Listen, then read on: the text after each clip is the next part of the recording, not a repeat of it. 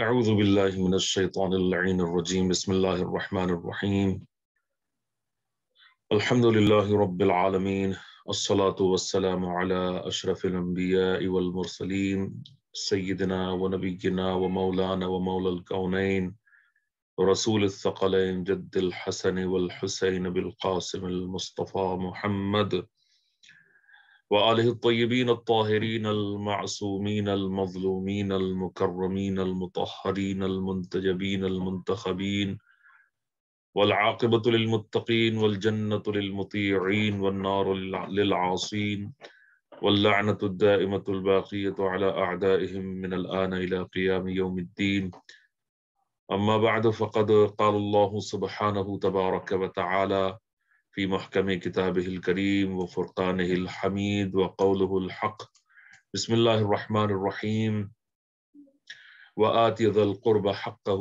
والمسكين وابن السبيل ولا تبذر تبذيرا صدق الله العلي العظيم بسم الله الرحمن الرحيم رب اشرح لي صدري ويسر لي أمري واحلل عقدة من لساني يفقه قولي.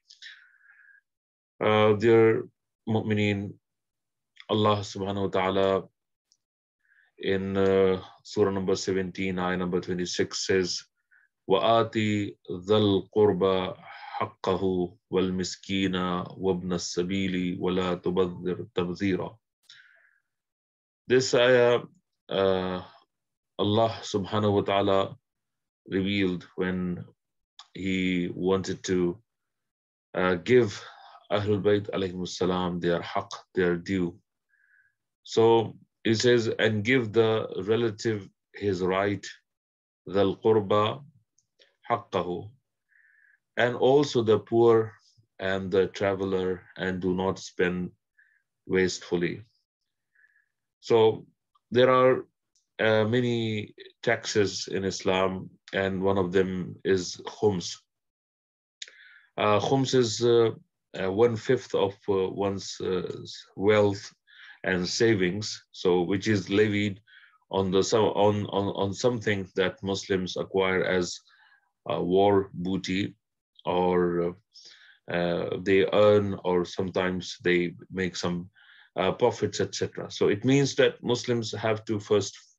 So in this case, khums is given when Muslims do something, like for example, in the case of war, they fight, and then whatever they would get as a result of that fighting as a war booty or mali ghanimat, there would be 1/5 of that amount, that whatever they have gained by fighting would be the khums, and that would be given to the Prophet sallallahu alaihi wasallam. And that's what Allah subhanahu wa ta'ala says in the Quran, in the ayah of the khums. So Allah subhanahu wa ta'ala says, وَاعْلَمُوا أَنَّمَا غَنِمْتُمْ مِنْ شَيْءٍ فَأَنَّا لِلَّهِ خُمُسَهُ وَلِلرَّسُولِ وَلِذِي الْقُرْبَى واليتامى والمساكين وابن السبيل إن كنتم آمنتم بالله وما أنزلنا على عبدنا يوم الفرقان يوم التقى الجمعان والله على كل شيء قدير. So Allah subhanahu wa ta'ala has made it clear, and know that whatever thing you may come by, 1/5 of it is for Allah and the Rasul, for the relatives and the orphans, for the needy and the traveler, if you have faith in Allah subhanahu wa ta'ala. And what we sent down to our servant on the day of separation, the day when the two hosts met, and Allah has power over all things. So this ayah is from surah number 8, ayah number 41, and this is clearly talking about khums. But so the main point that I want to raise here is that this khums has to be given when Muslims acquire something after doing something, and let's say after fighting. But there may be cases when they gain something without fighting. So what is that called? it is called fay in Islam. So fay is anything which Muslims get without fighting for it. And this is also mentioned in the Quran, Surah number 59, ayah number 7. Allah subhanahu wa ta'ala says, Ma afa Allahu ala rasulihi min ahlil qura falillahi walil rasuli walidhil qurba wal yatama wal masakini wabni sabili kay la yakuna dulatam bayna al aghniyai minkum. وَمَا آتَاكُمُ الرَّسُولُ فَخُذُوهُ وَمَا نَهَاكُمْ عَنْهُ فَانْتَهُوا وَاتَّقُوا اللَّهَ إِنَّ اللَّهَ شَدِيدُ الْعِقَابِ. So this ayah is talking about another kind of, you can say, tax or right of the Prophet sallallahu alaihi wasallam. But in this case, Allah subhanahu wa ta'ala says, the spoils, the ghanimat, Allah gave to his Rasul from the people of the townships are for Allah and the Rasul, the relatives and the orphans, the needy and the traveler, so that they do not circulate among the rich among you. Take whatever the Rasul gives you, وَمَا آتَاكُمُ الرَّسُولُ فَخُذُوهُ, and refrain from whatever he forbids you, and be wary of Allah. Indeed, Allah is severe in retribution. So when was this ayah revealed? This ayah and its previous verses are about the battle of Banu Nazir, the Jewish tribe of Banu Nazir, who lived around Medina, were besieged by Muslims after they broke their peace with them. The Prophet ﷺ gave them some days to leave their place. This verse is about the spoils after the surrender of this tribe and leaving their place. When the houses, gardens, and agricultural lands were taken by Muslims, some of the companions of the Prophet asked him to take 1/4 of the spoils for himself and leave the rest to them to divide between themselves. According to the tradition, at the age of ignorance, this was something that would be done and used to be done at that time. So these verses were revealed about this request. In this verse, Allah subhanahu wa ta'ala emphasizes that since no war was taken place and the enemy surrendered without war, all of what acquired belonged to the Prophet sallallahu alaihi wasallam, Allah subhanahu wa ta'ala firstly, and his Prophet, his messenger. However, some mention that when Banu Nazir left their houses, Muslims asked the Prophet to take 1/5 of them and then he divide the rest among them like war spoils. So what is the meaning of fay? Fay is, you can say, afa'a, the word which has been used in the ayah is afa'a, and it's a derivation of fay, meaning return. In fiqh, in jurisprudence, Islamic Shia jurisprudence, spoils acquired by Muslims without difficulty or war are called fay. So many mufassirin believe that fay refers to all properties acquired by Muslims by any means other than war. Some also considered anything from disbelievers acquired by Muslims as fay. Some consider what acquired by Muslims at war as the spoils, and what acquired by them at peace or other than war as anfal. So some explain the reason why these properties are called fay, as saying that Allah subhanahu wa ta'ala has created all the blessings of this world essentially for believers and for his Rasul above all of them. And those who are not believers are in fact usurpers of these properties. Although based on religious or common law, they are considered as owners. Therefore, when these properties return to their true owners, means to Allah subhanahu wa ta'ala, it is appropriate to be called fay or return. So such a property then becomes the property of Allah subhanahu wa ta'ala, the property of the Prophet of Allah and Messenger of Allah subhanahu wa ta'ala.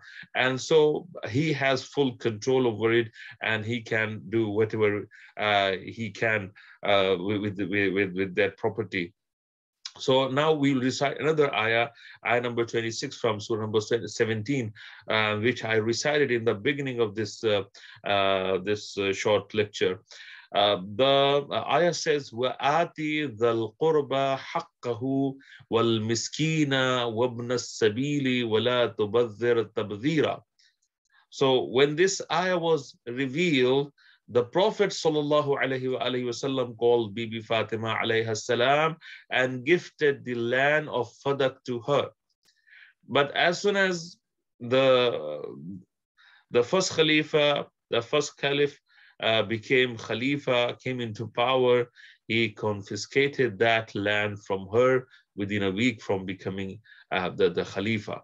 So now, I recited, I said all those things just to give you one important piece of, you can say, khutbah or sermon given to delivered at the time by Bibi Fatima Zahra alayhi salam, because some people try to justify what was done, and they say this did not belong to Bibi Fatima alayhi salam, and this is why the first caliph took it from her, because it was not hers, and they cannot inherit. As a daughter of the Prophet, she cannot inherit anything from the Prophet.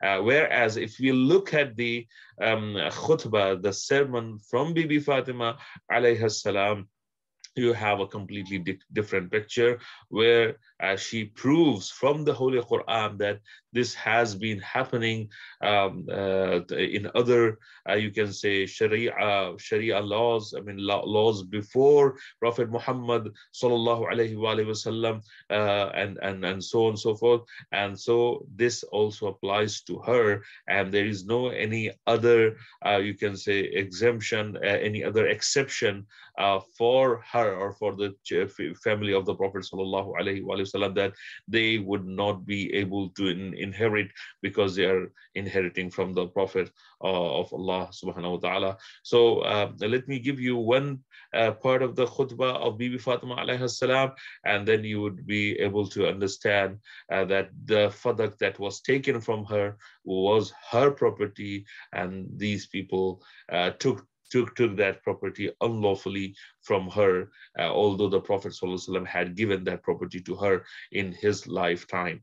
So when they did that, the Bibi Fatima alayhi salam goes to them, and she delivers this khutbah, and she says, Ayyuhal Muslimun, ughlabu ala irthi, yabna Abi Quhafa, afi kitabillahi ترث أباك ولا أرث أبي لقد جئت شيئا فريا أفعلى عمد تركتم كتاب الله ونبذتموه وراء ظهوركم إذ يقول وورث سليمان داود وقال فيما اقتص من خبر زكريا إذ قال فهب لي من لدنك وليا يرثني ويرث من آل يعقوب وقال وأولو الأرحام بعضهم أولى ببعض في كتاب الله وقال يوصيكم الله في أولادكم للذكر مثل حظ الأنثيين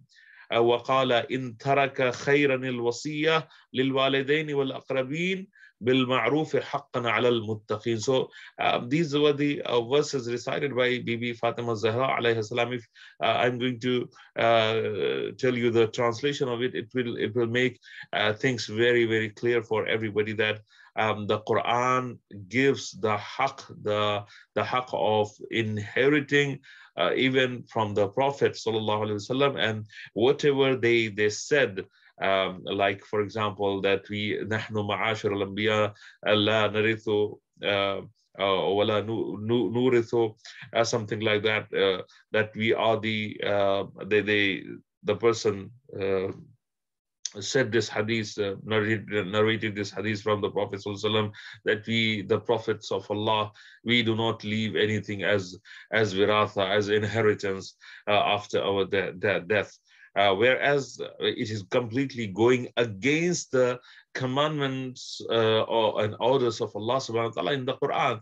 And any hadith that goes against the Quran is not an authentic hadith. It's very, very obvious and clear. So for example, if the Quran says that you should pray namaz, pray salah, and somebody comes, maybe even a very, very good, great Sahabi, pious and righteous Sahabi of the Prophet ﷺ, and says that I heard the Prophet say that the namaz is not wajib, for example, that hadith would not be accepted from him, and the ayah has the precedence over anything or anybody who says anything.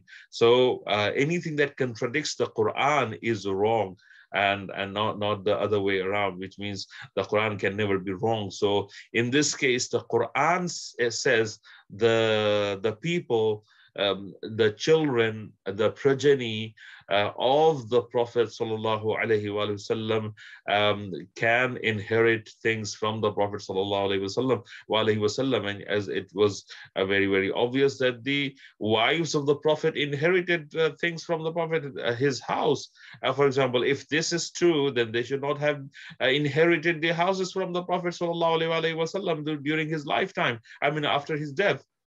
So look at this. I'm giving you the translation of this khutbah, and inshallah with that I will conclude this short lecture. And I have proved through this that this belonged to Bibi Fatima. The Fadak belonged to Bibi Fatima alayha salam, and people usurped that haqq, that thing from her because of certain reasons. For example, they did not want Ahlul Bayt alayhim salam to have financial independence and be able to assert themselves and do something for themselves after the Prophet sallallahu alaihi wasallam. They wanted them to be dependent on others, and they wanted to take advantage of all the properties, etc., that the Prophet sallallahu alaihi wasallam left behind, and that those and there were some other reasons as well. So let's look at these verses,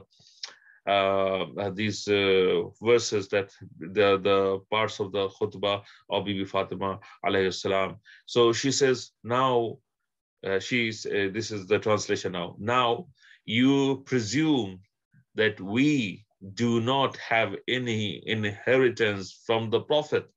So she is addressing the people and saying, you presume, you think that we do not have any inheritance from the Prophet? Do you follow the customs of the age of ignorance or jahiliyat?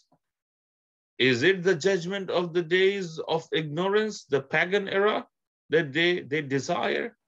Who else can be better than Allah subhanahu wa ta'ala to judge for the people of assured faith, for those who have iman? Indeed, it is as bright as the sun that I am the daughter of the Prophet of Allah. O Muslims, is it befitting that I am deprived of my inheritance? O son of Abu Quhafa, means Abu Bakr, is it contained? It is contained in the glorious Quran that one should inherit from their father, while in your opinion, I should not inherit from my father. Indeed, you have come with an unusual thing attributed upon Allah subhanahu wa ta'ala and his Prophet. Did you then intentionally forsake the book of Allah and leave it behind your backs? Allah subhanahu wa ta'ala says, and this is what Bibi quoted from the Quran, and Sulaiman inherited Dawood. In regards to the life of Zakaria, he says, Allah subhanahu wa ta'ala says, so grant me from yourself an heir who shall inherit from me and inherit from the family of Yaqub. Allah subhanahu wa ta'ala says, and the blood relations are nearer to each other in the book of Allah. Allah subhanahu wa ta'ala says, Allah enjoins upon you about your children. The male shall have the equal of the shares of two females. And he also says, if he, the believer, the mu'min, leaves behind any goods, that he makes a bequest, does the wasiyah for parents and the nearest kinsmen in goodness. This is a duty upon the pious. once upon the muttaqi people. So as you can see, that Bibi Fatima Salamullah Alaiha quoted many ayat from the Quran, and proved that Allah subhanahu wa ta'ala does not make any exception for the family of the Prophet sallallahu alaihi wasallam, because this has been happening even before the advent of the Prophet sallallahu alaihi wasallam, and other sharia before the Prophet sallallahu alaihi wasallam, or laws before the Prophet sallallahu alaihi wasallam. So she should inherit from her father, the Prophet sallallahu alaihi wasallam, and she should be given her right, which is Fidak back to her. But unfortunately, Muslims did not honor that, and they not only took that Fadak from her, they refused that, and they harassed her, they threatened her and her children and Imam Ali alayhi salam after the demise of the Prophet sallallahu alaihi wasallam. And according to our Shia view, the second caliph was not only one of Abu Bakr's most zealous supporters, but also his co-conspirator, and in some cases his superior. So they unfortunately led a party of armed men against Ali alayhi salam's house in Medina, Bibi Fatima's house in Medina, and called for Imam Ali alayhi salam and his men to come out and swear allegiance, bay'at to Abu Bakr, who they had declared would take power in the meeting at Saqifa. Umar and Khalid bin Walid threatened to burn the house down if they did not submit. And Johari reports from Salma ibn Abdul Rahman that Umar shouted at the door of Fatima's house, "Come out, otherwise I swear I will set your house on fire." And unfortunately, this actually happened. And then this is a Shia view, and this happened. This led to them breaking in the house of Bibi Fatima alayhi salam, and resulting in Bibi Fatima's ribs being broken between the broken door and the wall, and she miscarrying an unborn son named Mohsin alayhi salam. Allah alayhi salam, Allah la'natullahi ala al-qawmi al-zalimin, wa sayalamu alladhina zalamu ayya munqalabin yanqalibun, inna lillahi wa inna ilayhi raji'un.